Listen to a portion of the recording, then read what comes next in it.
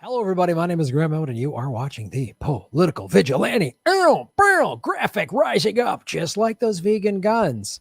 They can demonetize us on YouTube, but they can't take away the vegan guns. Ladies and gentlemen, yes, YouTube has demonetized us. So you'll see scrolling below, there's several ways to support the show. There's Venmo at Graham-Elwood and Rockfin, which is a blockchain cryptocurrency platform. Go to rockfin.com/Graham-Elwood. You can sign up for free. I have a lot of free videos on Rockfin. And then I also have some premium videos. Those are $10 a month, but that $10 a month covers everybody on Rockfin's premium content. Myself, Jimmy Dore starting to post most stuff on there. Status Coup is on there. Whitney Webb, Kim Iverson, Ron Placone, Convo Couch, Nico House, Richard Medhurst, Jason Burmis, bunch of wrestlers and MMA folks. So check it out. Also going to be start putting videos on Odyssey. That'll be happening soon, but because YouTube doesn't want us to make any money at all, we're not allowed to appeal it until March 3rd. And even if they bring it back, they'll just demonetize me again or deplatform me or whatever. So that's why I'm just like, everybody go to Rockfin, everybody go to Rockfin, everyone go over there. It's blockchain, it's cryptocurrency, it's fantastic. Another great way to support the show is to do what Eric Husseau did and go to patreon.com. So when I do my live streams, all my live streams are archived, Government Secrets. You get it early. You get the early episodes of Government Secrets before we post it on iTunes. You get the video from Government Secrets. You get the live stream archive, all this stuff. Graham Goes to Russia is at patreon.com/Graham-Elwood, and Graham Goes to Russia is also at Rockfin. It's in 2 parts on Rockfin. And another thing you do, there's a $5 submit an article tier that Eric Husseau. Thank you, Eric. You submit great stuff every month. How Ecuador U.S.-backed coup supporting eco-socialist candidate Yaku Perez aids the right wing. Now, this is by Ben Norton. This was just in the Grayzone. They had their elections back February 7th, I believe. And it's an interesting article. It's a very in-depth article. I'm going to kind of go over the broad strokes of it. The link is in the show notes if you want to read the entire article. And the Grayzone does great work. I don't know Ben Norton personally, but I've read some of his articles. And I'll just be upfront and be honest with you. I'm not that knowledgeable about what's happening in Ecuador, but Eric sent me this article and I went over it and it sounds very familiar on how the American empire manipulates elections, right? So Ecuador is not the wealthiest country in the world, but they have, you got it, fossil fuels and minerals. So they have this president that's been running, and I'm going to go into the other candidate that's very lefty, progressive, very socialist. And this Perez guy comes across as an eco-socialist. He has, fairly progressive environmental plans, this party does. But then we're going to get into what Ben Norton has showed, a lot of ties to the U.S. State Department, ties to like these CIA cutouts. Wait a minute. And he came in second. So this is a tactic that the U.S. does a lot. They put a fake progressive out there to split the vote. That's what Liz Warren was. Her job was to take votes away from Bernie Sanders, right? Because if Liz Warren wasn't running, it was all corporate Democrats and Bernie. So Liz Warren split she deliberately was paid. She's a fake progressive to take votes away from Bernie Sanders. A lot of things Bernie did wrong that I didn't like. He brought, Democratic insiders into his campaign to work, which their job was to nosedive his campaign. He kept calling Joe Biden my good friend, but this is a similar tactic that the ruling class uses, and they're using it in Ecuador, right? Ecuador's presidential candidate, Yaku Perez, supported coups. So he's an eco-socialist, but he's okay with coups in Bolivia, Brazil, Venezuela, Nicaragua. His U.S.-backed party, Pachakutik, I don't know how to pronounce that, but his U.S.-backed party and supposedly left-wing environmentalist campaign is being promoted by right-wing corporate lobbyists. So you divide the left, then the corporate candidate wins, which is what happened. The quick count published by the country's National Electoral Council appeared to show a little-known candidate named Yaku Perez. That's another thing. Like, this is what they did in Juan Guaido. Juan Guaido he wasn't in an election, but he just stood up and said, I'm president. But it's always they back some little-known person. And now they know the tactic now is the fake progressive. You know, they've got some left policies that sound good, but then you really dig deep where their money is, like Pete Buttigieg. Oh, he's young, hip, millennial, intelligence, former Navy intelligence officer in a wine cave with big tech and the intelligence community. Wait a minute. He's not Johnny Progressive like you think he is. So this guy's got a ponytail. He's indigenous to Ecuador. He's a big eco-socialist. That all sounds good, right? And you listen to his environmental platform, you go, wow, that's a pretty good platform. You know, he's going up to rallies and bicycles and critical of the president, right? So he's critical of the president, but then he's also critical of the real left person. There you go. Like Liz Warren, I'm not going to shake Bernie's hand after that debate to try to make Bernie out to be some sexist. Peel away just enough votes that Bernie didn't steamroll in all of the primaries. Pearl away just enough votes so it's up for grabs. Iowa was sort of up for grabs thanks to the cheating, you know, and then Joe Mentum starts. You just see how orchestrated it is. We did it in this country and we're doing it in Ecuador. This little known candidate out of nowhere, because that always sounds that like come from behind win is a great narrative. I saw Chuck Todd and that horrific comb over talking about that's how Joe Biden won. It was Bernie's to win. Nobody heard. And then Joe Biden started getting momentum. It's all manufactured. It's just ridiculous. It's like a pro wrestler that keeps getting hit and they're down and they're down. And then, oh, wait, the wrestler somehow finds this new strength and, oh, he taps out the other guy. Woo. It's just pro wrestling. It's the same thing. Little known candidate named Yaku Perez in second place, securing a narrow victory over right-wing candidate Guillermo Lasso, a banker with significant influence in the country.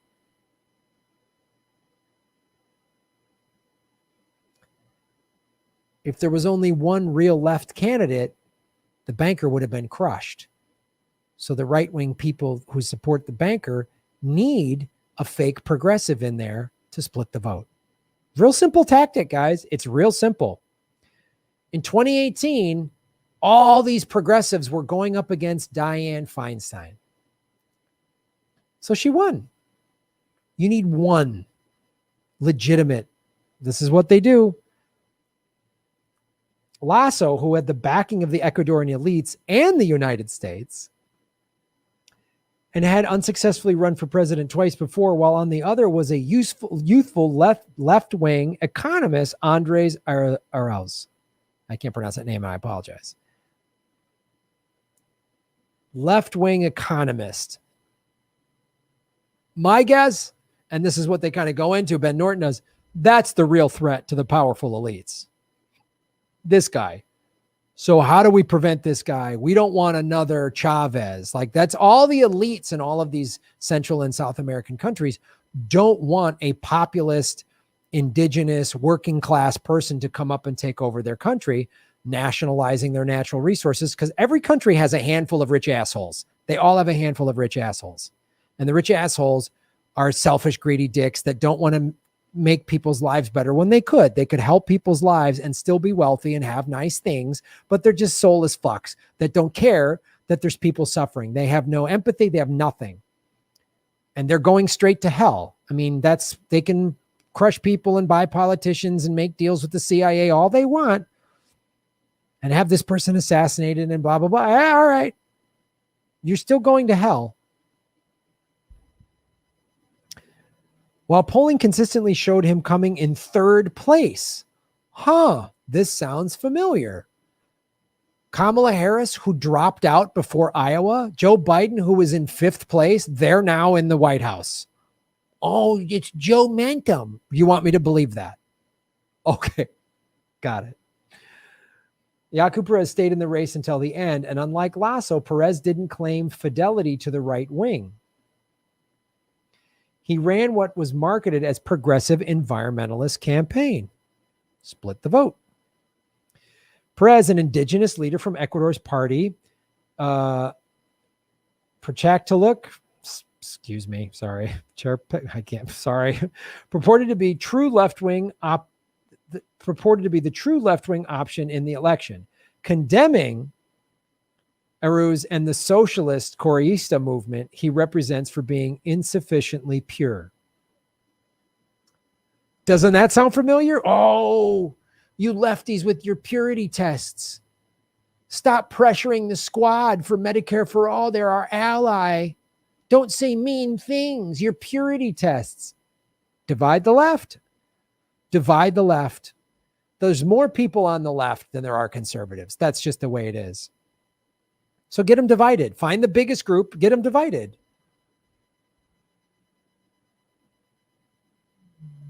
When the European imperialists came to this country, there was way more Native Americans than they had. Divide them, divide and conquer. Get them to fight with each other. Pit the tribes against each other so you can take their land. It's real simple. It's real simple. But Perez's political record suggests he is a Trojan horse for the left's most bitter enemies. See? Immediately after the election, when Ecuador's National Electoral Council had still not officially published results determining who would go to the presidential runoff in April, Perez said the U.S. Embassy called him and assured he would be the second place candidate. So they use a top two runoff. That's why they needed this guy in second place, right? Does that make sense? The actual lefty with the actual left-leaning, not left-leaning, but left-wing socialist party, we can't have them make it to the general election in April. So we need this guy to come in second. So now the ruling elites, they win either way. Just like Joe Biden beating Donald Trump. Oh, we got rid of Trump. I'm all right. Great. I'm glad Trump's gone. But Joe Biden is serving the ruling elites just like Trump did. It's just like Trump did. Because everybody knows Bernie Sanders head to head with Trump would have crushed him. They would have crushed him, and they can't have Bernie Sanders or somebody like that in the White House. That's why Bernie Sanders, my good friend Joe Biden, they get him to quit and back Joe Biden. Now he's on some committee doing what? Asking Neera Tanden a couple of tough questions, but still voting to approve her. Immediately after the election, when Ecuador's National Election Council had still not officially published results determining who would go to the presidential runoff in April, Perez said the U.S. Embassy called him and assured he would be in the second place candidate. Oh, wow.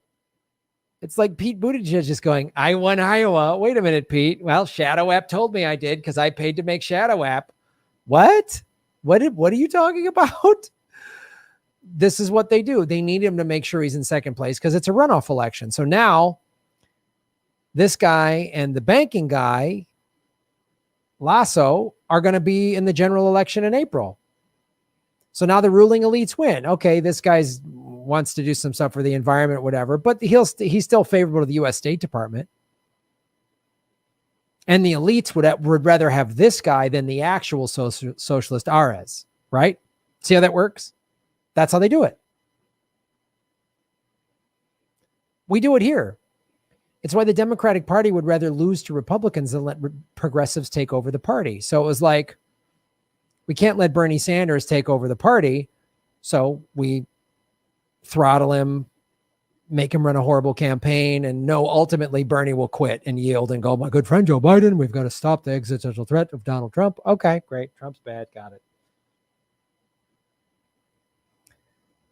But you see how going into our election, I mean, the deep state, the ruling elites, they profited under Trump and they're going to profit under. Honestly, they probably more wanted Biden because Trump made too many people pissed off. Trump got too many people involved in politics. It made too many people pay attention. They want you to go back to brunch. They want those 8 years. The Obama years were great. Liberals stopped protesting wars. Obama was drone striking the shit out of the Middle East with Biden. He was giving money to banks and letting 6 million foreclosures happen. He didn't stop any pipelines. Oh, he voted down Keystone XL pipeline, but left it open for them to reopen it. Like he knew what he was doing. It was more just token gestures from the Democratic Party. He drank that fake water at Flint, Michigan and said, oh, water's fine. He said, let's see how Standing Rock will play out. That's all good for the corporate. That's all good for the military industrial complex and the fossil fuel lobbies and Obamacare. Well, it's great for big pharmaceutical companies. He could have given us Medicare for all, but he didn't. So this is what they want. And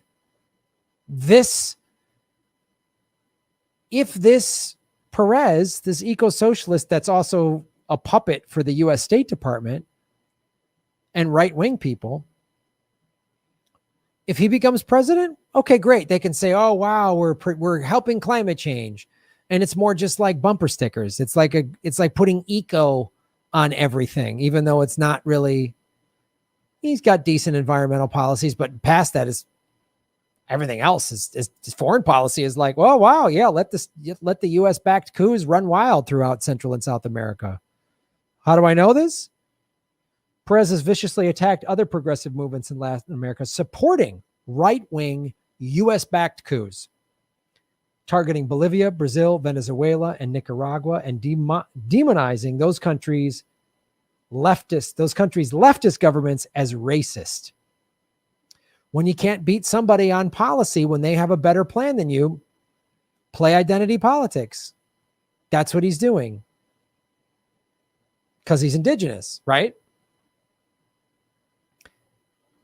His political views fuse ultra-leftist, anarchistic critiques of existing left-wing states with an objectively right-wing political agenda.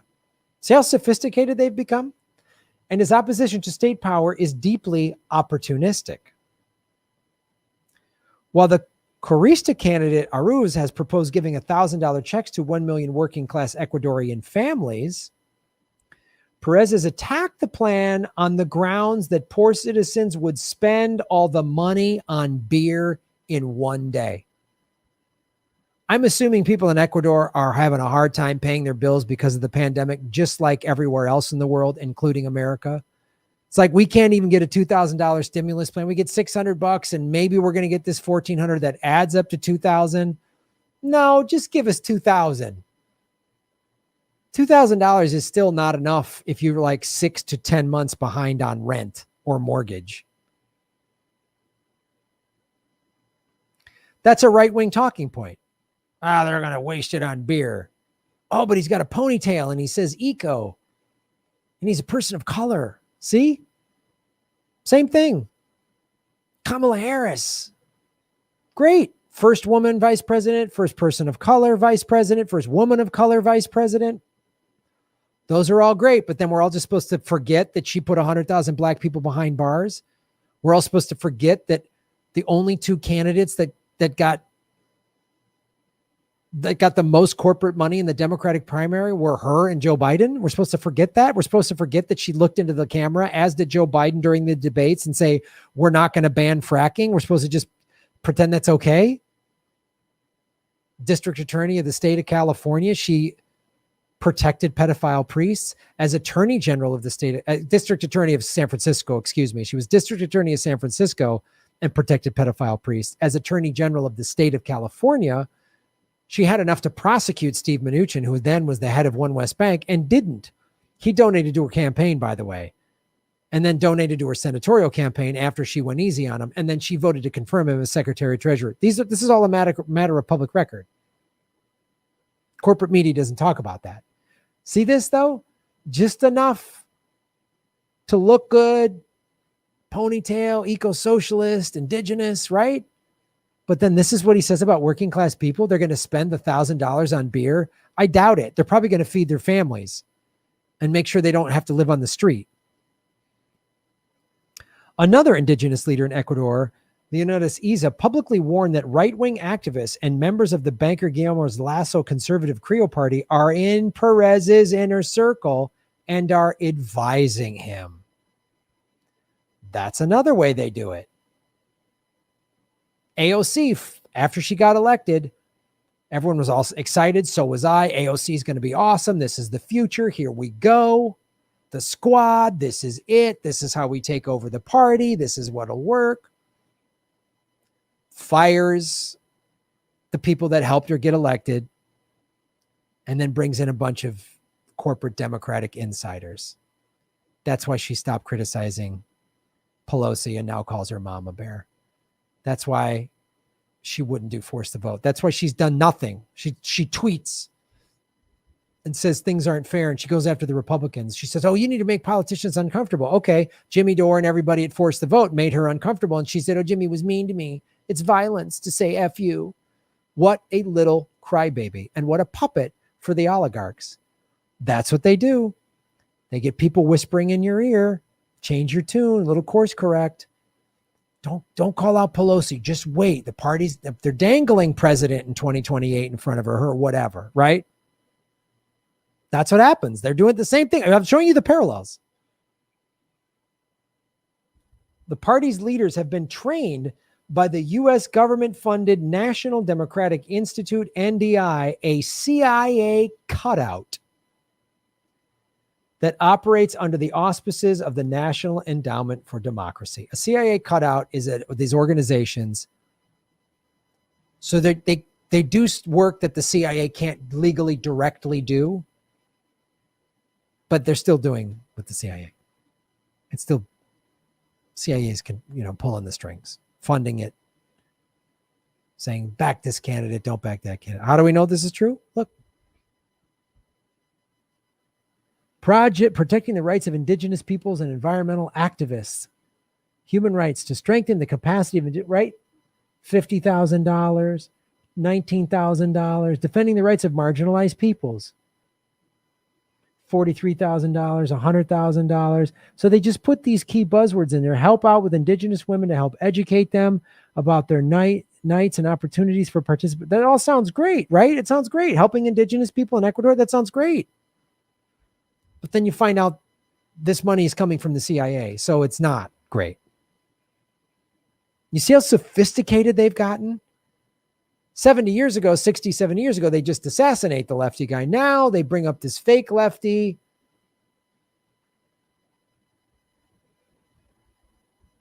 What did Malcolm X say? The best way to get somebody to run towards the fox is to create a wolf. Look at how Trump is so awful. He's so awful. And then I wrote, we got Joe Biden. First day of Biden's presidency, rolls troops back into Syria, expanding the surveillance. They want to do Patriot 2.0 as a result of the Capitol building. So that's what this guy, Perez, will do if he gets in there. If he doesn't win, then it's like, oh, they just needed him to take votes away from to split up the left vote to get Lasso back, to keep Lasso back in there, right? The banker guy. If they beat the banker guy, it's because they're going to they realized, I think the world's elites realized how much you get away with when you trick liberals into thinking they have an ally in power. Like, look, Obama's 8 years was the worst. It's like the Clintons. You think, oh, the Clintons are going to fight. The Clintons are a half a millimeter to the left of the Republican Party. Ties to Epstein, all this stuff. So when Obama was dropping more bombs than Bush and deporting 3 million people, building the cages at the border that families were separated at. So when it happened, and then when Trump did it, everyone got enraged. And they're like, ugh.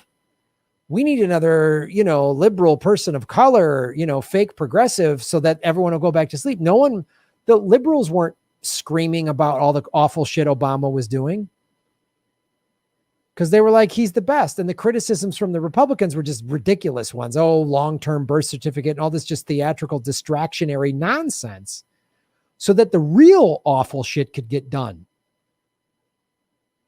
Fox News calls Obama a socialist, and your grandmother's going to die, death panels for your grandmother under Obamacare. That's all great theatrics to keep the Republicans are bad, the Democrats are good, to keep that two-party divide going.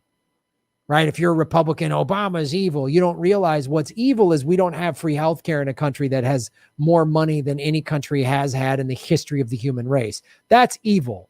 And we could have it. So they created all these theatrics. So you see why Perez is that they're like, look, we can get away literally with murder.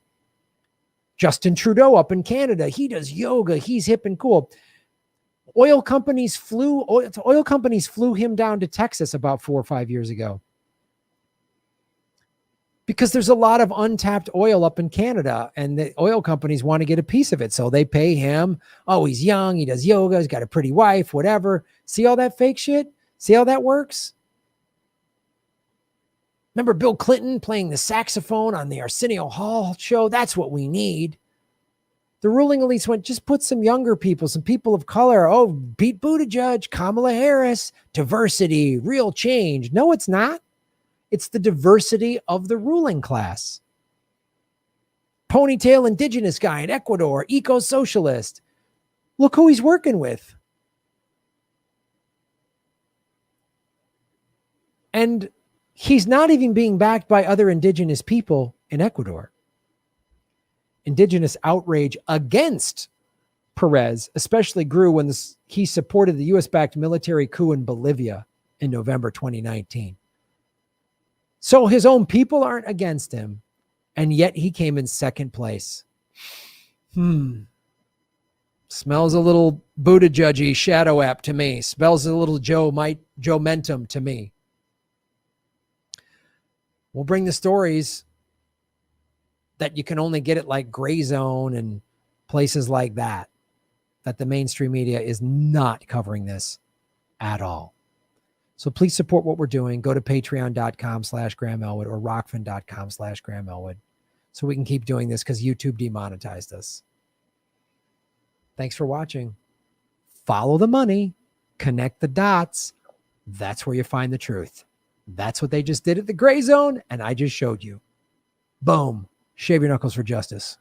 Thanks for watching, everybody. Please hit the like button, the subscribe button. Go to patreon.com/Graham Elwood and rockfin.com/Graham Elwood, where you can support the show. Also, I have a Bitcoin wallet, a Bitcoin Cash wallet, and an Ethereum wallet in the show notes. We're taking cryptocurrency. I have a Coinbase affiliation link. We're going to be getting on some other exchanges.